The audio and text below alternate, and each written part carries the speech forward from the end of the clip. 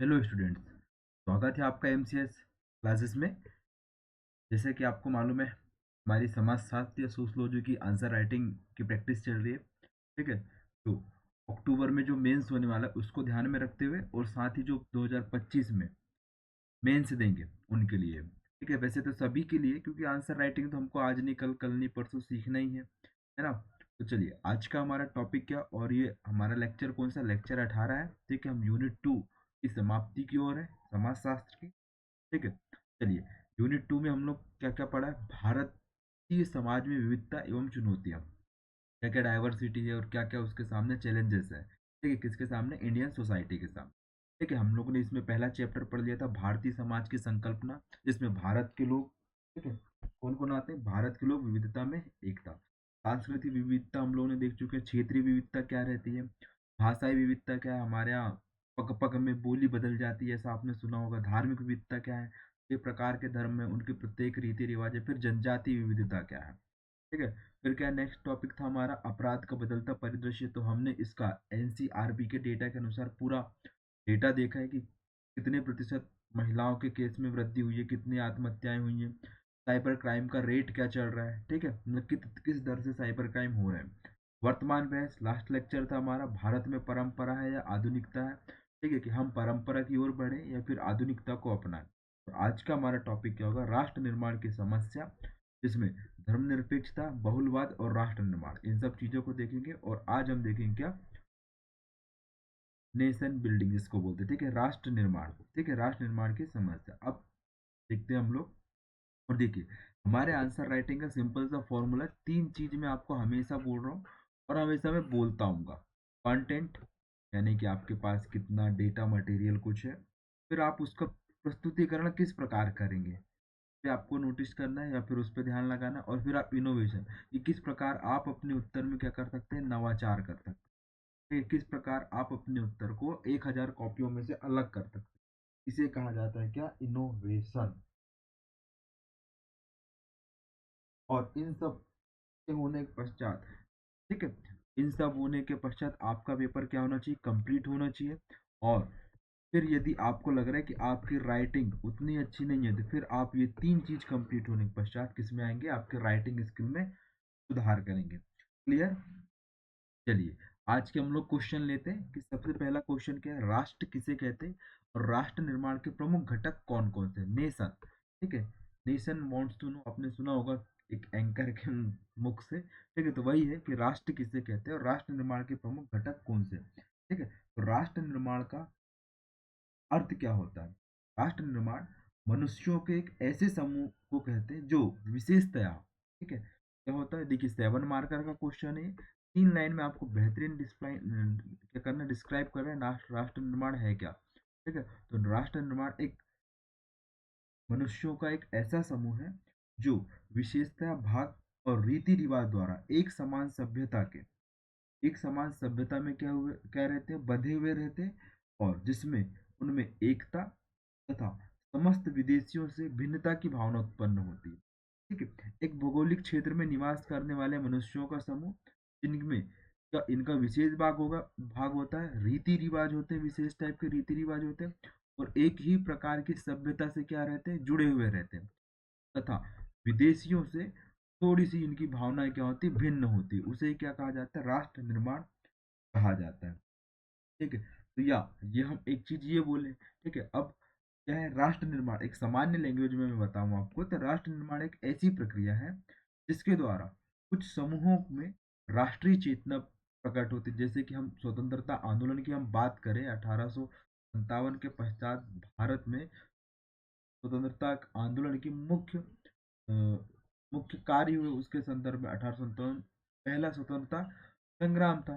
ठीक है, उसके पश्चात विभिन्न क्षेत्रों में अलग अलग प्रकार के स्वतंत्रता आंदोलन हुए। ये सब किसके लिए थे, राष्ट्रीयता के लिए, एक किसके लिए थे, राष्ट्रीय नेशनलिज्म के लिए थे। ठीक है, कि हम किस प्रकार अपने राष्ट्र का निर्माण करें, जहाँ पे सांस्कृतिक विविधता के साथ साथ सामाजिक विविधता, धार्मिक विविधता, जनजाति विविधता, इन सब चीज को लेकर के हम एक साथ आगे बढ़े। और अंतोगत्वा 1947 में अपने देश को क्या करवाया, अंग्रेजों से स्वतंत्र करवाया।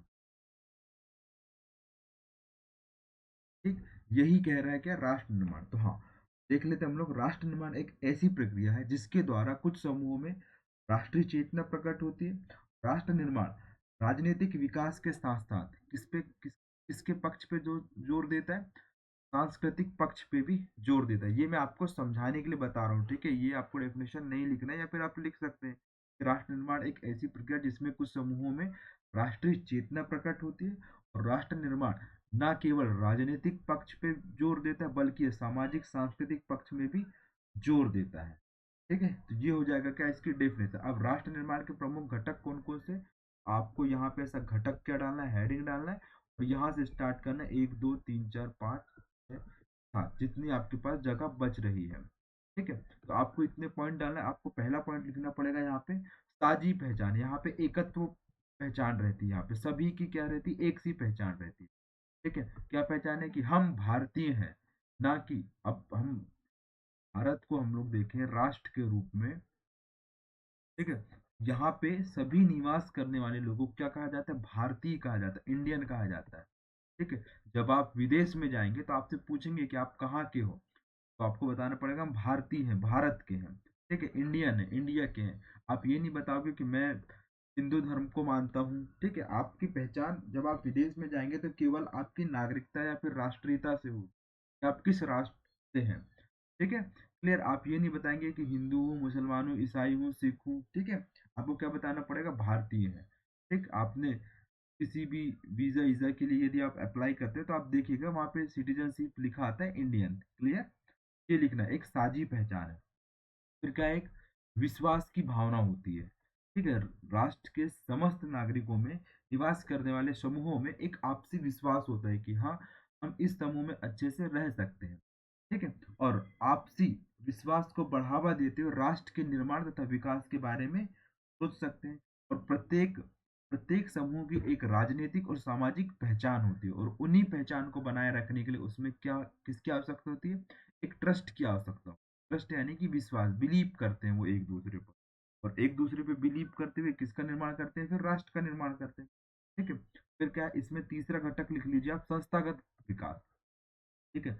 राष्ट्र की स्थिरता और शासन में योगदान देने वाली राजनीतिक, आर्थिक और सामाजिक संस्थाओं की स्थापना करके इसका विकास किया जा सकता है, राष्ट्र का विकास किया जा सकता है, ठीक है। इसमें चौथा पॉइंट लिख लीजिए आप, सांस्कृतिक एकीकरण है। सांस्कृतिक एकीकरण, इसका अर्थ क्या होता है कि भारत विविधताओं में एकता वाला देश है। यहाँ पे विभिन्न प्रकार की क्या रहती है, संस्कृतियां रहती है, और उन सभी संस्कृतियों में क्या रहता है, एक एकत्व का भाव रहता है, एकता का भाव रहता है। वो आपस में विभिन्न संस्कृतियों का क्या करते हैं, आदान प्रदान करते हैं, और अपने राष्ट्र के विकास में महत्वपूर्ण योगदान देते हैं। क्लियर। ये हुआ। इसके पश्चात पांचवा पॉइंट लिख लीजिए, कानून का शासन, ठीक है। कानून का शासन, कानूनी ढांचा एक विकसित करता है, ठीक है। किसके द्वारा, राष्ट्र के द्वारा एक कानूनी ढांचा का विकास किया जाता है, और यही विकास किसका निर्माण करता है, राष्ट्र का विकास करेगा, ठीक है। जब देखिए दोनों एक दूसरे के पूरक है, कानून के द्वारा राष्ट्र बनता है और राष्ट्र के द्वारा भी क्या बनता है, कानून बन सकता है। और कानून का अर्थ क्या होता है, कि न्याय, समानता और नागरिकों के अधिकारों की क्या करता है, वो सुरक्षा करता है। क्लियर। ये हुआ। फिर इसमें छठवां पॉइंट लिख लीजिए, शिक्षा एवं जागरूकता। सभी को मालूम है, जब व्यक्ति साक्षर होते जाता है तो अपने राष्ट्र के प्रति उसमें और अधिक राष्ट्रीयता की भावना उत्पन्न होती है। यदि वो शिक्षा नहीं भी ग्रहण करता है तो भी राष्ट्रीयता की भावना तो होती है, लेकिन उसमें एक अवेयरनेस आती है अपने राष्ट्र के प्रति। क्लियर। फिर क्या है, इतने 6 पॉइंटों को आपको लिखना है, 7 मार्कर के हिसाब से बढ़िया सा कंक्लूजन लिखना है। राष्ट्र निर्माण एक जटिल और सतत प्रक्रिया है, जो ऐतिहासिक, सांस्कृतिक और भू राजनीतिक कारकों से क्या होती है, प्रभावित होती है। और सफल राष्ट्र निर्माण के लिए रणनीतिक योजना, प्रभावी नेतृत्व और जनसंख्या की सक्रिय भागीदारी की क्या होती है, आवश्यकता होती है। ये आपको कंक्लूजन लिखना है यहाँ पे। क्लियर। भले आप एक पॉइंट यहाँ पे कम कर दें, लेकिन कंक्लूजन आपको लिखना पड़ेगा। राष्ट्र निर्माण के किस प्रकार घटक हैं, और उन्हीं घटक के द्वारा किस प्रकार राष्ट्र का निर्माण होता है। क्लियर।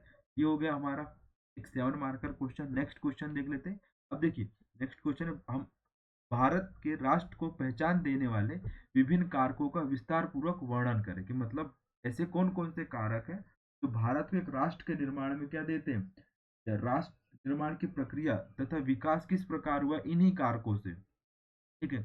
कि किन किन का कौन कौन से ऐसे कारक हैं जो भारत को एक राष्ट्र के रूप में क्या करते हैं, निरूपित करते हैं, फिर विकसित करने के लिए प्रोत्साहित किए हैं। ठीक है, तो देखिए सबसे पहले बढ़िया आपको यहाँ पे इंट्रो लिखना है। क्या ये 10 मार्कर क्वेश्चन है, मतलब 2 पेज में जाएगा। तो 4 लाइन का आपका इंट्रो होगा। ठीक है, कितने लाइन का? 4 लाइन का आपका इंट्रो होगा और आपको बताना पड़ेगा राष्ट्र निर्माण है क्या करके। ठीक है, जैसे कि बताया, राष्ट्र निर्माण एक ऐसी प्रक्रिया है जो विभिन्न समूहों में रहने वाले, ठीक है, विभिन्न समूहों में रहने वाले व्यक्तियों के कौन से पक्ष, राजनीतिक तथा सामाजिक पक्ष को क्या करता है, सांस्कृतिक पक्ष को विकसित करता है। ठीक है, इस प्रकार आपको डेफिनेशन लिखना है। अब किस प्रकार एक राष्ट्र का निर्माण हुआ है, भारत के राष्ट्र का निर्माण हुआ है, तो देखिए सबसे पहले तो राजनीतिक संस्थाओं का विकास हुआ है। राजनीतिक संस्था का विकास, ठीक है, तो क्या राष्ट्र निर्माण को क्या एक सफल आकार देता है। ठीक है, एक राष्ट्र को सफल आकार देता है। इसमें क्या हो जाएगा, पहला स्वतंत्रता तथा संवैधानिकता। ठीक है, स्वतंत्र एवं संवैधानिक ढांचा।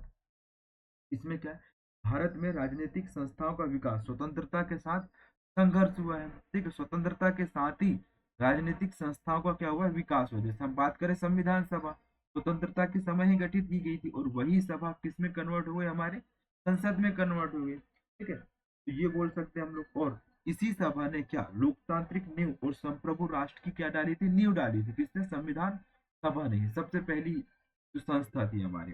फिर दूसरा इसमें लिख लीजिए आप, क्या है, संसदीय लोकतंत्र की। हमारे यहाँ संसदीय लोकतंत्र को अपनाया गया, जिसमें जनप्रतिनिधि का क्या करते हैं हम लोग, निर्वाचन करते हैं और उनमें से कोई एक लीडर बनता है जो राष्ट्र को क्या करता है, आगे बढ़ाने का कार्य करता है। ठीक है, क्लियर। इसके पश्चात तीसरा क्या है, संघीय संरचना।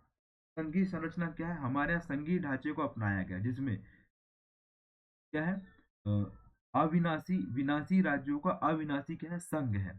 ठीक है, आर्टिकल 1 बोलता है ना कि हमारे यहाँ राज्य पृथक पृथक है, लेकिन राज्य कभी एक दूसरे से, मतलब राज्य कई राज्यों में बट सकता है।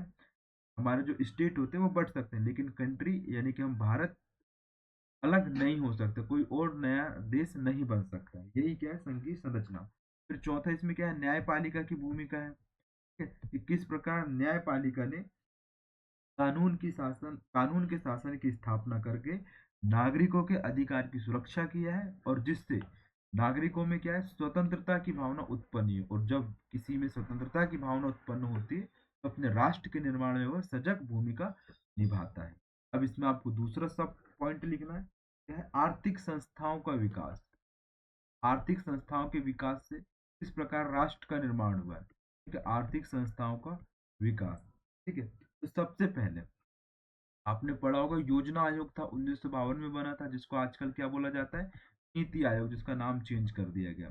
ठीक है, इसने भारत में पंचवर्षीय योजनाओं के माध्यम से आर्थिक विकास को प्रोत्साहित किया। ठीक है, इसके पश्चात लिख लीजिए आप इसमें, आरबीआई की स्थापना कब हुई थी? आरबीआई की स्थापना 1934 के एक्ट के माध्यम से 1935 को हुई थी। ये क्या है, भारत में जो वित्तीय उपलब्धता को क्या करता है, सुनिश्चित करता है। इसके पश्चात क्या है, एलपीजी, जो हमने एलपीजी अपनाया था स्वतंत्रता के बाद। ठीक है, तो स्वतंत्रता के पश्चात 1991 में एलपीजी के कंसेप्ट को अपनाया था। ये भी क्या है, एक आर्थिक संस्थाओं के विकास है जो राज्य निर्माण में भूमिका निभाता है।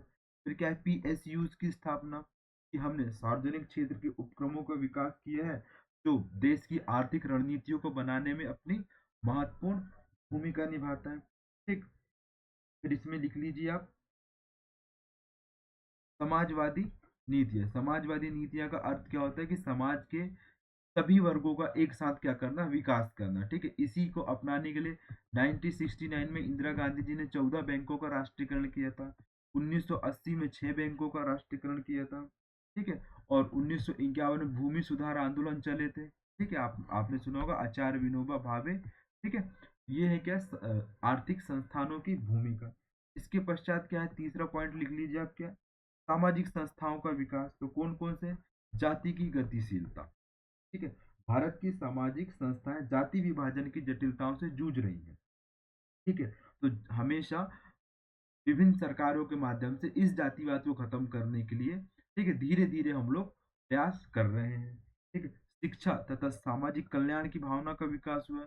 आज हमारी साक्षरता दर कितनी है? 74%, जो पहले कहीं ना कहीं कितनी थी? 20-22% थी, आज वो कितनी? 74% जनसंख्या यहाँ पे क्या हो गई है? साक्षर हो गई है। जिससे उनमें स्वयं के अधिकारों के प्रति क्या है आया है? एक जागरूकता आई है, और उन्हीं जागरूकताओं को लेकर के वो किसका निर्माण करते हैं? भारत को राष्ट्र के निर्माण में पहचान दिलाते हैं। ठीक है। फिर क्या है यहाँ पे? पारिवारिक संरचना। ठीक है, सामाजिक संस्थाओं में क्या आता है? पारिवारिक संरचना भी होती है। ठीक है। और शहरीकरण, शिक्षा तथा आर्थिक कारकों के कारण पारिवारिक संरचना में भी क्या आया? बदलाव आया। और विकसित होती गतिशीलता सामाजिक मानदंडों को क्या कर रही है? प्रभावित कर रही है। फिर क्या इसी में सामाजिक संस्थाओं में महिला का सशक्तिकरण। ठीक है। विभिन्न कुप्रथाओं का समाप्त करके आज हम लोग महिला सशक्तिकरण की दिशा में क्या कर रहे हैं? काम कर रहे हैं, और उन्हें भी पुरुषों के समान राजनीतिक, सामाजिक, आर्थिक सारे अधिकार दे रहे हैं। ठीक है, जिससे वह अपना विकास कर सके, अपने परिवार का क्या कर सके? विकास कर सके। ठीक है। फिर इसके पश्चात चौथा पॉइंट लिख लीजिए आप, सांस्कृतिक समन्वय। ठीक है, कौन सा? सांस्कृतिक समन्वय। इसमें क्या होता है? सांस्कृतिक विविधता को समावेश किया गया। इसका सब पॉइंट है क्या? सांस्कृतिक विविधता। फिर क्या? विविधता में एकता। आपको बता ही दिया विविधता में एकता होती क्या। इसका तीसरा पॉइंट लिख लीजिए आप, क्या? सांस्कृतिक विरासत। ठीक है, प्राचीन ग्रंथों, शास्त्रीय कला तथा ऐतिहासिक स्मारक सहित भारत की समृद्ध संस्कृति विरासत हमें मिली है। जैसे कि हम अशोक के स्तंभ की बात करें, सांची का स्तूप की बात करें, खजुराहो की बात करें, ये सब क्या है? हमारे सांस्कृतिक विरासत है। संस्कार हमारे, ठीक है, ये सब क्या हमारे सांस्कृतिक विरासत है। फिर क्या? धर्मनिरपेक्षता। ठीक है, कि भारतीय संविधान सभी धर्मों का एक समान व्यवहार पर जोर देते हुए धर्मनिरपेक्षता के सिद्धांतों को क्या करता है? स्थापित करता है। तो ये सब कारक क्या है? एक भारत को राष्ट्र के रूप में पहचान देने या फिर राष्ट्र के रूप में विकसित करने में महत्वपूर्ण भूमिका निभाए हैं। ठीक है, कौन कौन से? राजनीतिक संस्थाओं का विकास। ठीक है, इसके पश्चात आर्थिक संस्थाओं का विकास, सामाजिक संस्थाओं का विकास, और फिर क्या? सांस्कृतिक समन्वय।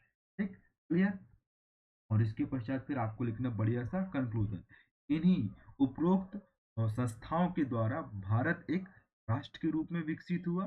ठीक है, और जवाहरलाल नेहरू ने कहा है, असंख्य तारों के बीच में, या असंख्य तारों के बीच में जिस प्रकार चंद्रमा है, उसी प्रकार भारतीय राष्ट्र भी क्या है?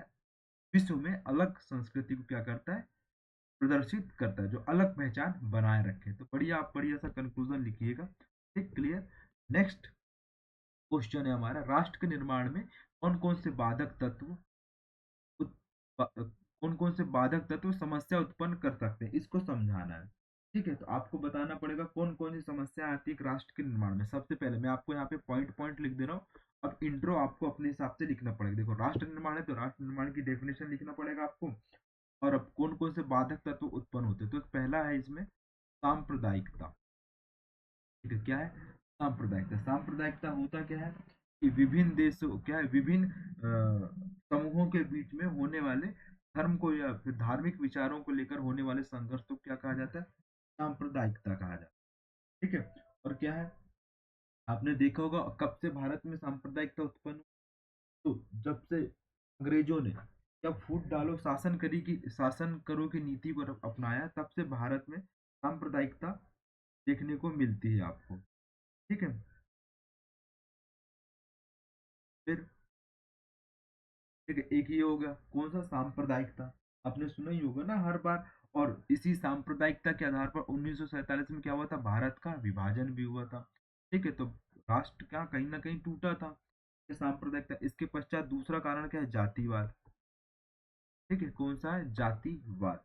तो सांप्रदायिकता की तरह जातिवाद भी राष्ट्र निर्माण के मार्ग में एक बड़ी बाधा बना हुआ है। ठीक है। और कुछ जनजाति, फिर कुछ जातिवादी समूह क्या है? राष्ट्र को अलग अलग अलग राष्ट्र की मांग करते हैं। जैसे मैं बात करूँ, कोई बोडोलैंड की बात करता है अलग। ठीक है, कोई स्वायत्त निकाय बनना चाहता है, कोई खालिस्तान की मांग करता है, कोई भील प्रदेश आपने सुना होगा, अभी चर्चे में रहा है। ठीक है, तो ऐसे गोंडवाना प्रदेश, विंध्यन प्रदेश अपने इसमें छोटे छोटे राज्यों में बंटना चाहते हैं। ठीक है, जो कहीं ना कहीं राष्ट्र निर्माण के लिए क्या है? एक बाधा उत्पन्न कर सकते हैं। तीसरा कारक क्या है यहाँ पे? भाषावाद, कि लोग भाषा के आधार पर भी पृथक होना चाहते हैं। ठीक है, कि जिस तरह भारत एक बहुभाषा धर्मी देश है, उसी तरह भारत एक बहुभाषाई क्या है?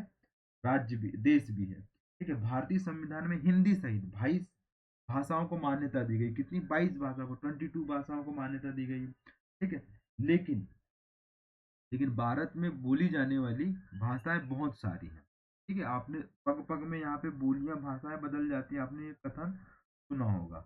ठीक, तो इन्हीं भाषावाद के कारण क्या होता है, भाषावाद अपने अपने सांस्कृतिक पहचान को बनाए रखने के लिए एक अलग राज्य की मांग करते हैं। जैसे हम बात करें, सबसे पहले तेलुगु, वहाँ पे आंध्र प्रदेश एक पृथक राज्य की मांग हुई थी, है ना। ये भी एक क्या करता है, राष्ट्र के निर्माण को क्या करता है, खत्म करने, राष्ट्र निर्माण में एक बाधा उत्पन्न करता है। ठीक है, परंतु भारत में भाषा को एक राजनीतिक तथ्य बना दिया गया आजकल की, वो उस भाषा का उपयोग किसमें कर, जैसे दक्षिण भारत और उत्तर भारत के लोगों में होता है, हिंदी इंग्लिश को लेकर के बहस चलती है। क्लियर, तो ये चार चार चीज, तीन चीज हो गई। फिर चौथा बाधक क्या हो जाएगा इसमें, क्षेत्रवाद। ठीक है, क्षेत्रवाद, भारत एक विशाल देश है जिसमें कई प्रकार के क्षेत्र आते हैं, और कई क्षेत्रों की भाषा के आधार पर राज्यों में संगठित किया गया है उनको। ठीक है, और लोगों की क्षेत्रवाद की भावना इतनी अधिक प्रबल है कि वह राष्ट्रीय सरकार इन विवादों से संबंधित लोगों की प्रसन्नता अनुसार वो उसे सॉल्व नहीं कर सकते, क्योंकि हर एक क्षेत्र अपने आप को स्वायत्त क्षेत्र की मांग करता है। ठीक है, जिससे लोगों के विचारों में क्या आते हैं, विभिन्नताएं आती है, और जब विचारों में विभिन्नताएं उत्पन्न होती है तो वह राष्ट्र निर्माण में क्या होती है, बाधा उत्पन्न करते हैं। क्लियर, पांचवा पॉइंट लिख लीजिए आप इसमें, सांप्रदायिक राजनीतिक दल है, सांप्रदायिक राजनीतिक दल, ये हो जाएगा इसमें पांचवा कारक। ठीक है, कि संप्रदाय के हिसाब से क्या राजनीतिक दल बन रहे हैं। ठीक है, इस ठीक है, किसके आधार पर, सांप्रदायिक संप्रदाय के आधार पर राजनीतिक दलों का निर्माण। फिर इसमें लिख लीजिए, राजनीति का अवसर, अवसरवादी राजनीति का विकास होना। ठीक है, अवसरवादी राजनीति का विकास होना, ठीक, राजनीतिक व्यक्ति यह देखते हैं कि उसके दल को राजनीतिक लाभ किस प्रकार हो रहा है। ठीक है, तो वह उन्हीं प्रकार के विचारों को प्रबलता देते हैं। ठीक है, जैसे कि आपने सुना होगा कि हर एक राजनीतिक दल उसी चीज की मांग करता है जो जनता चाहती है, ताकि वह उसे वोट बैंक के रूप में प्रयोग कर सके, है ना। तो एक ये चीज लिख सकते हैं आप। ठीक है, जो कहीं ना कहीं राष्ट्र के निर्माण में क्या उत्पन्न करते हैं, बाधा उत्पन्न करते हैं। ठीक है, अवसरवादी राजनीति, सातवां पॉइंट लिख लीजिए आप इसमें, गरीबी तथा असाक्षरता, ये भी राष्ट्र के निर्माण में क्या बाधा उत्पन्न करता है। ठीक है, फिर क्या है, आंदोलन तथा हिंसाकारी राजनीति। ठीक है, विभिन्न प्रकार के आंदोलन होते हैं आरक्षण को लेकर के, देश को लेकर के, कि हमको पृथक राज्य चाहिए, हमको पेपर लीक हो रहे हैं, इस प्रकार के आंदोलन, अहिंसक आंदोलन। ठीक है, बिल्कुल सही बात है, जो नीट लीक हुआ बहुत बड़ी समस्या थी। ठीक है, आंदोलन बनता ही था। ठीक है, फिर क्या है, अल्पसंख्यकों की असुरक्षा, ये भी क्या है, एक राष्ट्र निर्माण के बाधक में, राष्ट्र निर्माण के बाधक में के रूप में इसे भी चिन्हित किया गया, किसे, अल्पसंख्यकों की असुरक्षा। ठीक है, ये क्या है, ऐसे कुछ कारक है जो राष्ट्र के निर्माण में क्या उत्पन्न करते, बाधा उत्पन्न करते। ठीक है, और क्या, कभी कभी लिख लीजिए आप इसमें, 10वां पॉइंट ये होगा कि अपर्याप्त संसाधन, किसी देश में उतने संसाधन उपलब्ध नहीं है तो वहां पे वर्ग संघर्ष की स्थिति आपको देखने को मिलेगी, और प्रत्येक क्षेत्र अपने आप को क्या घोषित करेगा कि हम एक अलग राष्ट्र का निर्माण करेंगे। क्लियर, ये हो गया हमारा एक क्वेश्चन। ठीक है, ये कौन सा था, ये भी 10 मार्कर में आएगा यदि आएगा तो। ठीक है, और ये बढ़िया आपको डिस्क्राइब करने ये सातों आठों पॉइंटों को, है ना, अच्छे से, और एग्जाम्पल देके समझाना है कि किस प्रकार सांप्रदायिकता बढ़ रही, तो आपको लिखना पड़ेगा एग्जाम्पल। 1947 में सांप्रदायिकता के आधार पर ही क्या हुआ था, डिवीजन हुआ था, किसका, पूरे भारत का। जातिवाद किस प्रकार अपने पैर फैला रहा है, फैला रहा है। ठीक है, भाषावाद आपको बताना पड़ेगा, क्षेत्रवाद बताना पड़ेगा। ठीक है, सांप्रदायिक राजनीतिक दल बताना पड़ेगा, राजनीति अवसरवादी राजनीति बतानी पड़ेगी आपको, गरीबी और अशिक्षा किस प्रकार राष्ट्र निर्माण के बाधा के रूप में, आपको वो समझाना पड़ेगा। ठीक है, और बढ़िया सा आपको कंक्लूजन लिखना है। ठीक, क्लियर। नेक्स्ट क्वेश्चन देख लेते हम लोग, स्वतंत्रता के पश्चात भारत में राष्ट्र निर्माण की प्रमुख समस्याएं कौन कौन सी थी और उनका समाधान किस प्रकार किया गया। बहुत ही अच्छा क्वेश्चन है, आपको बढ़िया लिखना है इसमें क्या, इंट्रो लिखना है बढ़िया, 4 से 5 लाइन का। ठीक है, और इसके पश्चात बताना है आपको किस प्रकार भारत में राष्ट्र निर्माण समक समस्या उत्पन्न होती रही। ठीक है, तो आपको बताना पड़ेगा, सन 1947 में भारत स्वतंत्र हुआ, और स्वतंत्रता के पश्चात एक राष्ट्र के निर्माण में भारत का विकास हुआ, लेकिन राष्ट्र निर्माण के रूप में भारत के समक्ष निम्न प्रकार की समस्याएं विद्यमान थी। तो पहली समस्या आप लिख लीजिए, कौन सी समस्या थी? शरणार्थियों के पुनर्वास की समस्या। क्या है? शरणार्थियों के पुनर्वास की समस्या। विभाजन के पश्चात क्या है कि पाकिस्तान वाले क्षेत्र से कुछ नागरिक भारत आए और भारत वाले क्षेत्र से कुछ नागरिक पाकिस्तान गए, तो भारत में भी समस्याएं उत्पन्न हुई कि हम किस प्रकार उन्हें उनकी सुरक्षा करें और किस प्रकार उनकी पुनर्स्थापना करें। ठीक है। और क्या था, और इसकी समस्या का समाधान किस प्रकार किया गया? तो इसमें पुनर्वास को व्यवहारिक रूप प्रदान किया गया। एक पुनर्वास मंत्रालय बनाया गया था। कौन सा मंत्रालय बनाया गया था? पुनर्वास मंत्रालय बनाया गया था, जिसके द्वारा सभी शरणार्थियों को क्या पुनर्स्थापित करने का प्रयास किया गया। ठीक है। फिर भारत सरकार ने 1955 में नागरिकता अधिनियम लाया। ठीक है। इसके माध्यम से लोगों को नागरिकता प्रदान की गई। तो इस प्रकार के शरणार्थियों की समस्या तो ये हो ही गई, और उसका समाधान किस प्रकार किया गया? पुनर्वास मंत्रालय का निर्माण करके, जिसको क्या पूरी जिम्मेदारी सौंपी गई कि आप जो शरणार्थी आए हुए हैं उनका क्या करें, पुनर्स्थापित करें और उन्हें नागरिकता दिलाने के लिए भारत में 1925 नागरिकता संरक्षण अधिनियम पारित किया गया।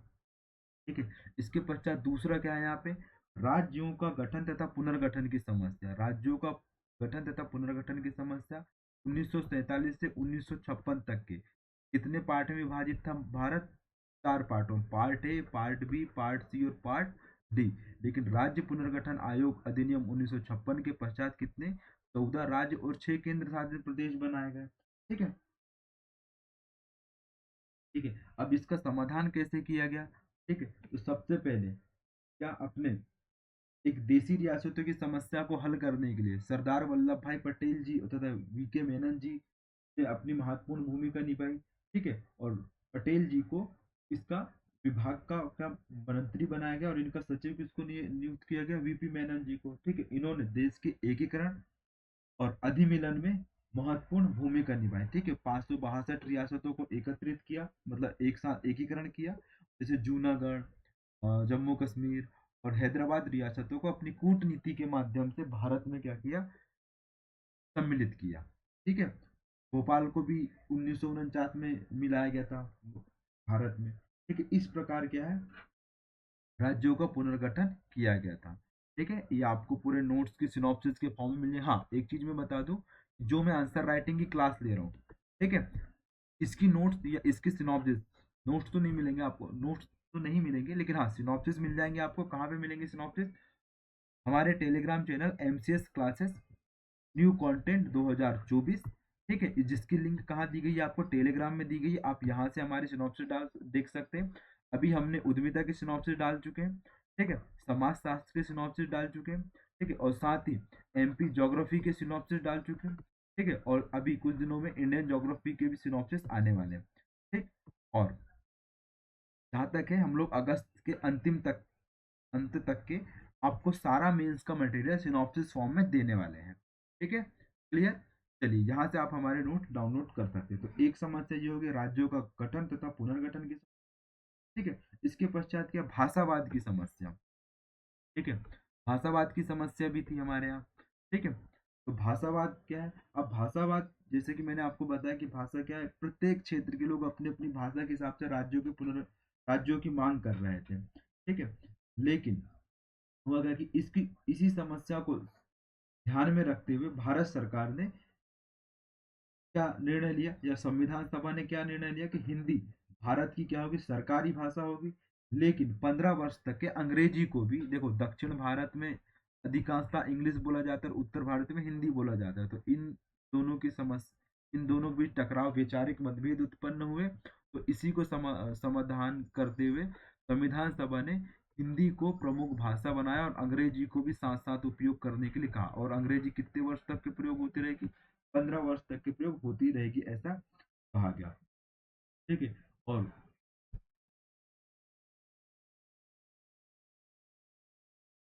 ठीक है, फिर क्या है, त्रिभाषा फॉर्मूला को भी अपनाया गया था। ठीक है। कौन सी? त्रिभाषा फॉर्मूला इत्यादि प्रकार के क्या किए गए यहाँ पे? कार्य किए गए। ठीक है। फिर राजभाषा आयोग बना था। ठीक है। राजभाषा आयोग भी बना था बीजी खैर के अध्यक्षता में। ठीक है। 1955-56 में उन्होंने भी इस भाषावाद को समाप्त करने में महत्वपूर्ण भूमिका निभाई थी। इस प्रकार क्या है, 4-5 समस्याएं हैं, ठीक है। फिर इसी प्रकार कश्मीर की समस्या थी उस समय कि कश्मीर स्वतंत्र रहना चाहता था और वो पाकिस्तान में विलय होना चाहता था, लेकिन अब क्या था कि वहां पे अधिकांश जनसंख्या कौन सी, हिंदू थी। इस कारण वहां पे क्या समस्या उत्पन्न हो रही थी। आपने सुना होगा ना कि विलय पत्र के माध्यम से कश्मीर का भारत में क्या किया गया, एकीकरण के उसको सम्मिलित किया गया। इस प्रकार कुछ समस्याएं बताना है आपको, है ना, और समस्याओं का समाधान भी बता दिया गया, ठीक है। इस प्रकार आप इस आंसर को डिजाइन कर सकते हैं। ये क्वेश्चन आने की प्रबल संभावना है और ये 10 मार्कर में ही आएगा। ऐसा आपको 4-5 प्रकार की समस्याएं बताना है, ठीक है। शरणार्थी की समस्या, ठीक है। फिर क्या है, राज्यों के पुनर्गठन की समस्या, कश्मीर के विलय की समस्या, और इसके पश्चात किसकी समस्या, भाषावाद की समस्या। और भाषावाद की समस्या के पश्चात आप लिख लीजिए सांप्रदायिक दंगों को रोकने की समस्या, ठीक है। सांप्रदायिक दंगे कंट्रोल नहीं हो पा रहे थे उस समय, नियंत्रित नहीं हो पा रहे थे, किस प्रकार उनको रोका गया था, ठीक है। फिर इस प्रकार क्या है, इतनी प्रकार की समस्याएं लिखना है और समस्याओं का समाधान भी आपको साथ साथ बताते चलना है, और बाद में आपको क्या लिखना है, कंक्लूजन लिखना है। बहुत ही अच्छा डिजाइन करना है कंक्लूजन को। क्लियर। चलिए मिलते हैं हम लोग नेक्स्ट क्लास में। Thank you for watching MCS classes. जय हिंद, जय भारत, जय मध्य।